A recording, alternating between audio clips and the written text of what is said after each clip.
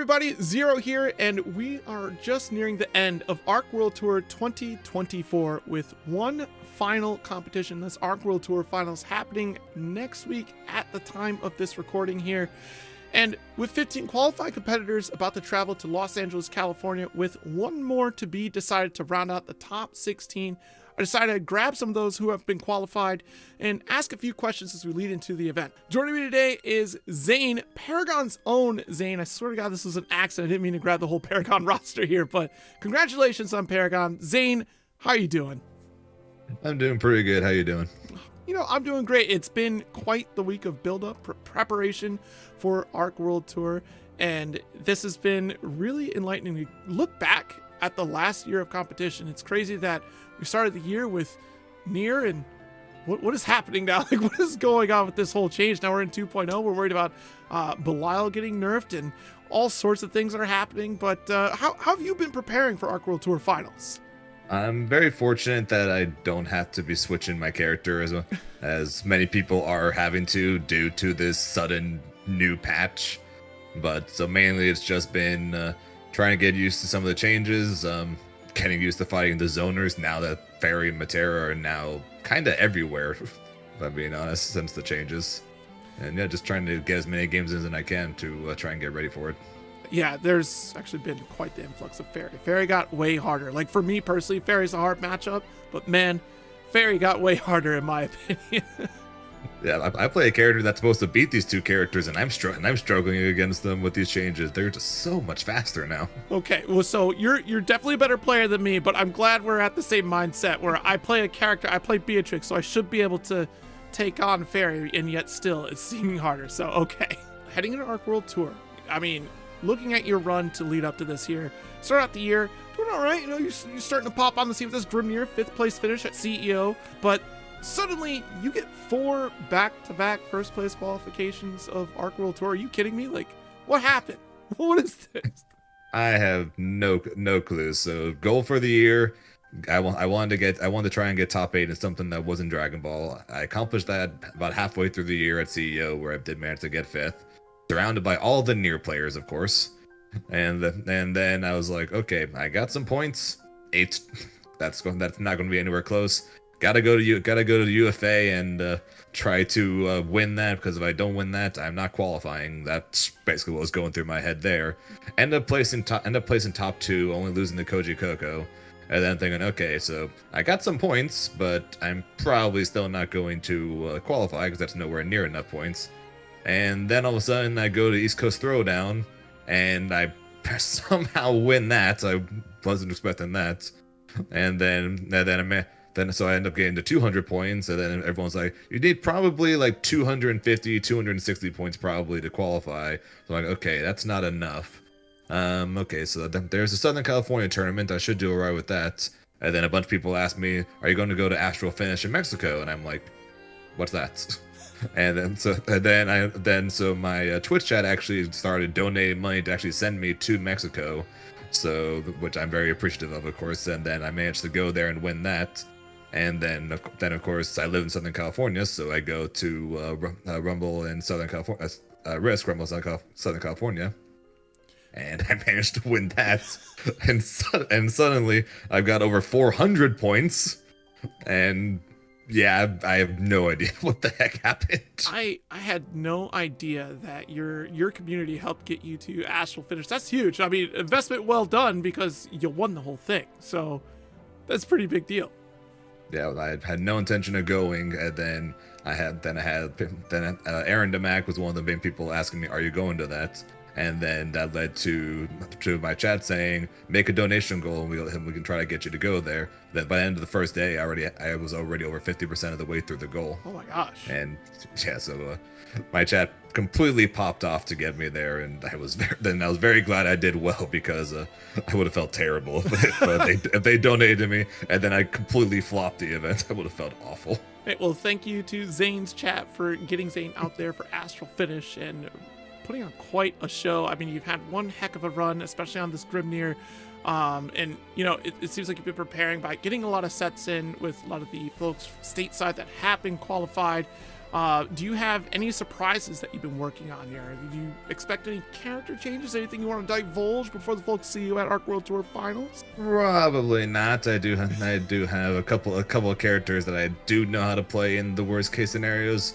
Will I pull out an Avatar Belly at the World Finals? Probably not, but I did at UFA, so who knows. But the fortunate thing for this patch is that some of Grimnir's worst matchups did get nerfed, so I feel a little better now than I did going into the patch about playing Grimnir and Grimnir only. So we got some tech for the character, of course, but I'm feeling a little better about the matchups than I did last patch. Let's jump ahead a little bit since we're on the topic of the patch. So patch 2.0 just came out at the end of, February. Wow, we're already in March. But yeah, we're a few weeks into patch 2.0. Sandolphin's out here. How you feel about the state of the game going into Arc World Tour? I think overall the patch was good, but it definitely feels a little weird calling it patch 2.0 since, for the most part, like when you think of the top characters from last patch, like the Grimnirs, the Luciliuses, the Belials, the Catalinas, you're still seeing a lot of Catalina. You're still seeing a decent amount of Belial. The only character that's really missing from that group is Lucilius. So he's like the only one that I'm really seeing any big differences with. Otherwise, the top tiers from last patch, I think, are still probably top tier this patch. But we're just probably going to start seeing more Beatrix now because she managed to somehow go through the patch unscathed, unlike the other top tiers. Does she really need a I mean, as a Beatrix player, I don't know if we really needed to get touched or anything. We already got nerfed once. We got nerfed. I think we're fine. My FR-H has been nerfed twice already, and it got nerfed again anyway, so.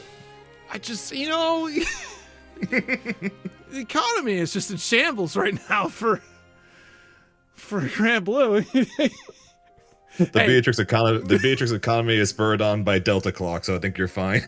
I think we're doing okay out here.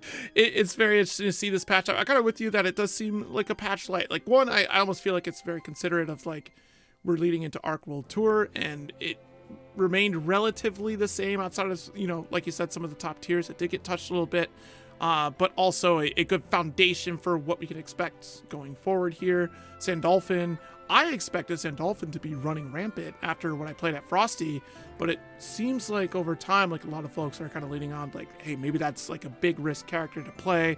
I know some folks are opting over. I think Zippy is opting to switch into Sandolphin now. So yeah, which is fascinating because, leaving from Lucilius, who's still okay, but like I could see you wanting more stability in Sandolphin. What do you think about the character? Yeah, I think the character is good. We definitely thought at Frosty that his elements were going to play, I think, a much bigger role than once we got our hands on him, it actually does. And it's kind of only made slightly worse by the fact that we found out later on in every element he's in, he takes more damage. We thought at Frosty that he just did a bunch of damage, so we thought, that's terrifying. You see how much damage this character is doing, and that's what the day -8 combos. What's he going to do when we actually get our hands on him? And then we find out a week later, he's in wind, he's taking 20% more damage. That's not good. I remember playing the character at Frosty. I was double checking my notes on what I wrote down when playing. I was like, there was something in that patch that I was playing where I thought, I think I took more damage but I don't know if, and I thought it was one element that did that. I was like, I think you get hurt more here, but I don't know. And to see that happen, I was like, oh, there it is, the damage, but it went across the board for every element. Like, this is interesting, the risk involved for this character. Yeah, I think we initially thought the wind form specifically took more damage, and then at the same time we thought, so that means the earth form is going to take less damage because, earth being more solid compared to wind being really fast. So we think the earth one takes less damage, and then we find out, oh no, earth, fire, water, they all take 10% more, wind 20% more. And the elements are really good for in the lariat because you can make yourself not only safe but plus. But besides that, it doesn't seem to have as much of an effect on the game as we first, I will say, both thought and I guess somewhat hoped for when we were first looking at the character. Beyond that, let's bring it back to the Arc World Tour Finals here. 2.0 is on the way, and of course, we haven't quite decided how group stages are going to play out, right? Because that's going to be on all of you. Thank goodness. No accidents are going to happen, right? So you can't complain about seeding. It's all on you guys. Is there anybody you hope to avoid running into, or maybe you want to really run into during those group stages? Of course, being on Paragon, I would personally like to see myself, Aaron Namak, and Koji Koka all making out as winners. So ideally, I'd like to see all three of us not in the same group, or at least two, or all of us being in different groups. Is there someone that you've had your eye on in the competition that you hope to overcome? Like, is there any sort of obstacle that you've run into that you feel like you've run into over the last year that maybe you think you'd like to overcome at this tournament? Ideally, not till top 8, but Coco is probably the one person that I've been unable to prove that I can beat as of yet. He beat me in winners and grand finals of UFA. He beat me in losers finals of Frosty Faustings. So I can beat him, but he's definitely had my number in tournaments. So, but like I said, ideally, I wouldn't see him until top 8. Man, it's going to be one heck of a competition there for sure. Since you're one of the few that have actually traveled outside of the country, and it's such a rare opportunity to face off against international competition, how are you feeling about, like, you know, the different regions coming to compete? You know, Japan especially is a rare opportunity. Gamera is out there, and of course, rookies. And then of course for EU, you have folks like Fitison really pulling up here in space. Like, how are we feeling about that competition? I am somewhat terrified to fight the Japanese players, if I'm being honest. Because the person who I think is probably the best Grimnir, it's either myself or Zenith from Japan. Gamera and Tororo both have had his number for the better part of the entirety of this last year, and I'm both curious how I would do against them, knowing that they have had Zenith's number, but at the same time, that does concern me quite a bit, if I'm being honest. Well, I'm sure you're definitely studying the tapes, trying to figure out the matchup and trying to approach it with a fresh new perspective here. Looking forward to seeing what that looks like here. Is there any final words you'd like to leave for the people before we head on out here today? I get to spend the next 4 days playing Dragon Ball FighterZ, so... That's right. Oh my gosh. Hold on. Wait a minute. You're already qualified for Arc World Tour, and I'm so sorry I missed this. I should have done this right at the beginning. Arc World Tour and Dragon Ball World Tour Finals? Like, insane, Zane. Like, come on.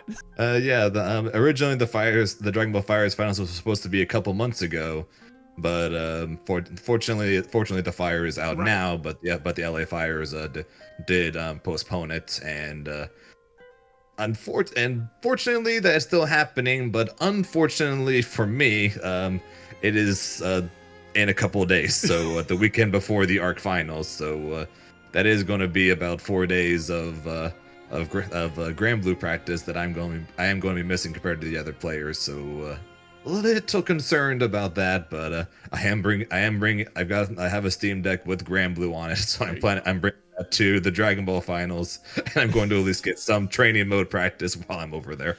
So we're gonna watch you at the Dragon Ball Finals, sitting in the crowd, playing on the Steam Deck, just trying to get some practice and then jump off for your Dragon Ball set. If I'm in groups and top 8 is happening, you can know for a fact that I'm somewhere in the background with my Steam Deck playing Granblue. Yes. Well, that is awesome, and thank you so much for hanging out with us here, everyone. Look forward to Arc World Tour Finals. It's going to be happening next weekend here. That's going to be March 21st through the 23rd, of course, group stages playing on the day before.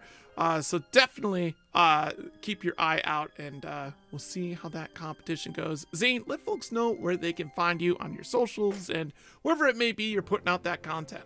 Right. So I am Zane FGC both on Twitch and on YouTube, as well as Zane _ FGC over on Twitter, where I stream Granblue multiple days a week, both to YouTube and to Twitch at the same time. I also do Sonic X Shadows Generations and Sonic Adventure 2 speedruns, as well as I just recently finished a playthrough of Xenoblade Chronicles, and we'll be starting one for Liza P, since we are getting DLC for that later this year, which I'm very excited for.